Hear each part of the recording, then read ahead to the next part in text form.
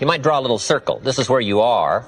10 years from now, you could be here, or 10 years from now, you could be here. And the difference in 10 years between here and here could be significant in money and lifestyle, treasures, equity.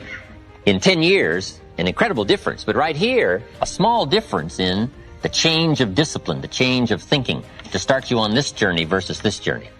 Now, it's also very important intellectually to know whether or not you're headed this way or this way. And once you decide, 10 years from now, I think that the gathering of my intellectual and personal and spiritual and moral and economic treasure may not be that great. The key is to start right now making these changes to walk this new road. But here's what's exciting to me. Just a few daily disciplines makes a great deal of difference in 1 year, 3 years, 5 years. Just a few daily disciplines. And that's what I'd like to talk about in this series, just these few daily disciplines that make the difference, whether you wind up here or here. Good question. 10 years from now, you will surely arrive. The question is, where? We don't want to kid ourselves about where. We don't want to kid ourselves about the road we're walking. I had a day shortly after I met Mr. Schoaf called Do Not Kid Myself Anymore Day. I don't want to go disillusioned anymore. You know, I was using the cross-finger theory back when I was 25, 24, 23. I finally decided that the cross-finger theory was not going to get me what I wanted. That isn't where the treasure lies. That I'm going to have to make sure which of these ways I'm headed. But a few reading disciplines and a few disciplines of mind and a few disciplines of activity, and you can make all the difference in the world whether you wind up here or whether you wind up here. Okay, but just a few changes. Sometimes we get the idea that we're doing about 10% and there's about 90% more that we need in order to make the difference for our fortune. And probably the opposite is true, right? We're doing enough things to have arrived here today. We're doing enough things to have bought and shared in the good life so far. And maybe all you need is that extra 5%, 10% of intellectual change, activity change, a refinement of discipline, a refinement of thought. And all we need is the ideas to make those simple changes, and the equity starts gathering in 1 year, 3 years, 5 years, 10 years. I have a good comment for your notes. Now's the time to fix the next 10 years. Now's the time to fix it. Now, sometimes you have to come to grips with reality and with truth. That's what was good for me when I met Mr. Schoaf. I was 25 years old. He was 44 years old. And he brought me a wealth of experience, and he started asking me the tough questions. Big question, he said. Are you reading the books that's going to take you where you want to go in the next 5 years? Excellent question. So you want to make sure. I would assume for all of you, to get where you want to be in the next 5 years, you're either reading the right books or you're not. That's kind of a brilliant statement, right? You're either engaged in the disciplines or you're not. But here's what we don't want to engage in. Disillusion, right? Hoping without acting. You know, wishing without doing. So the key is to take a look and say, where am I? What could I do to make the changes, to make sure that I can take more certain daily steps toward the treasure I want, the mental treasure, the personal treasure, the spiritual treasure, the financial treasure. I don't want to make any errors. Now's the time to adjust my daily program to take me where I want to go. So hopefully I'll have some ideas to share with you that might help make just a few adjustments. And in lecturing for especially the last 16, 18 years, a good note for you to take. We could all use a little coaching. When you're playing the game, it's sometimes hard to see it all. And if you just take a breather, take a little time out.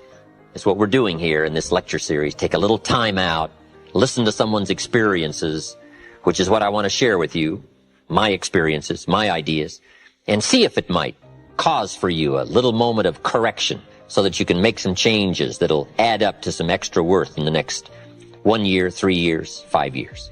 So, ideas, I hope you'll find here during this series. All kinds of ideas, health ideas, enterprise ideas, living the better life ideas, and primarily for this series, skills of leadership ideas. The next key word is inspiration. Inspiration is a mystery, why some people are inspired and some are not. Who knows what that mystery is? Some people have this incredible zest for life and an appetite for living well and doing well, and others seem to take the ho-hum attitude, let it slide, and hopefully it'll work out anyway. I don't know what the difference of that is, but it is exciting to watch people who are inspired. But I think the key to it all is self-motivation. Self-motivation. The guy says, boy, if somebody just come by and turn me on, hey, what if they don't show up?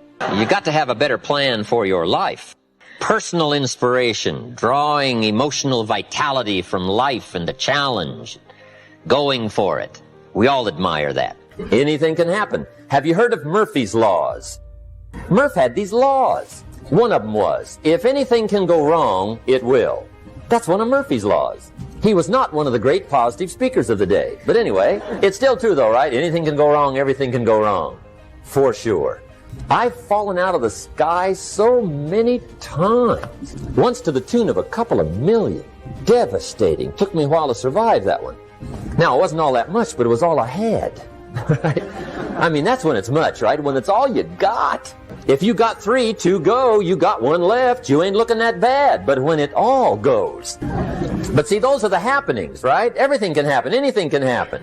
But it's not the happenings, it's what you do about it. Somebody says, yeah, but you don't understand the disappointments I've had. Come on. Disappointments are not special gifts reserved for the poor. Everybody has them. The difference is what you do about it. It's not the weather. I used to blame the weather, and I discovered it rains on the rich. So see, that won't help. 2 men wake up one morning, there's a rainstorm on. One of them looks out his window, sees the rainstorm, and he says, wow, what a storm. With weather like this, they can't expect you to go out and make sales. He stays home. Same morning, the other guy looks out his window, sees the same storm, says, wow, what a storm.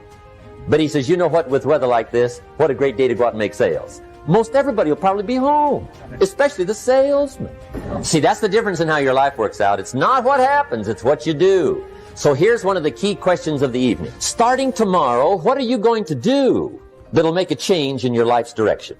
Good question. What are you going to do starting tomorrow that'll make a difference? Now see, if you don't do something starting tomorrow that'll make a difference, guess what? It's gonna be the same. And see, that way you can guess what the next 5 years are going to be like. Look at the last 5.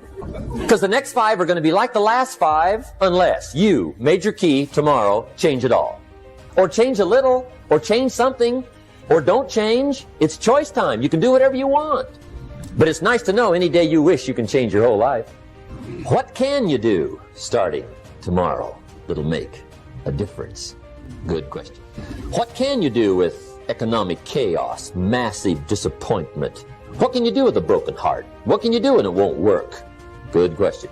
So if I had a word with you tonight, one-on-one, just you and me, I think my personal advice to you would be, reach down inside of you and come up with some more of those remarkable human gifts. They're there, waiting to be utilized. And then change anything for you want to change. And I challenge you to do that because you can change. If you don't like how it is for you, change it. If it doesn't suit you, change it. If it doesn't please you, change it. If it isn't enough, change it. And I challenge you to do that because you can change. See, you don't ever have to be the same again, only by choice.